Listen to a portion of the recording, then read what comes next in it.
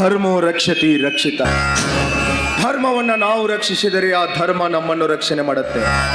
ನ್ಯಾಯ ನೀತಿ ಸತ್ಯಗಳನ್ನು ಕಾಪಾಡಿದ್ಯಾದರೆ ಮುಂದೊಂದು ದಿನ ಕಷ್ಟ ಕಾಲದಲ್ಲಿದ್ದಾಗ ಅವು ನಮ್ಮ ಕೈ ಹಿಡಿಯುತ್ತವೆ.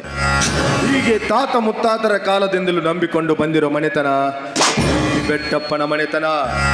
ಸುತ್ತ 40 ಹಳ್ಳಿಗೆಲ್ಲ ನ್ಯಾಯ ದೇಗುಲ ಈ ಬೆಟ್ಟಪ್ಪನ ಮನೆತನ. ಇಲ್ಲಿ ನ್ಯಾಯ ಅಂತ ತಲೆಬಾಗಿ ಬಂದವರಿಗೆ ಯಾವತ್ತೂ ಅನ್ಯಾಯ ಆಗಿಲ್ಲ, ಆಗೋದಕ್ಕೂ ಬಿಟ್ಟಿಲ್ಲ. ಇಷ್ಟು ದಿನ ಪಾಲಿಸಿಕೊಂಡು ಬಂದಿರತಕ್ಕಂಥ ಈ ಪದ್ಧತಿನ ಪಾಲಿಸಿಕೊಂಡು ನೀಗಿಸಿಕೊಂಡು ತೂಗಿಸಿಕೊಂಡು ಹೋಗುವಂಥ ಶಕ್ತಿ ಕೊಡುವಂಥ ಆ ಭಗವಂತನಲ್ಲಿ ಶಿರವಾಗಿ ಕೇಳಿಕೊಳ್ಳುವುದು. ಅಲ್ಲ, ನಮ್ಮ ಈ ಶ್ರೀಮತಿಯವರಿಗೆ ಬರೀ ದೇವಸ್ಥಾನನೇ ಅನ್ನೋದಾಯ್ತು. ಮನೆಯಲ್ಲಿರೋ ಈ ದೇವರ ಬಗ್ಗೆ ಗಮನನೇ ಇಲ್ಲ. ಬರಲಿ, ಇವತ್ತು ಸರಿಯಾಗಿ ಶಾಸ್ತಿ ಮಾಡ್ತೀನಿ.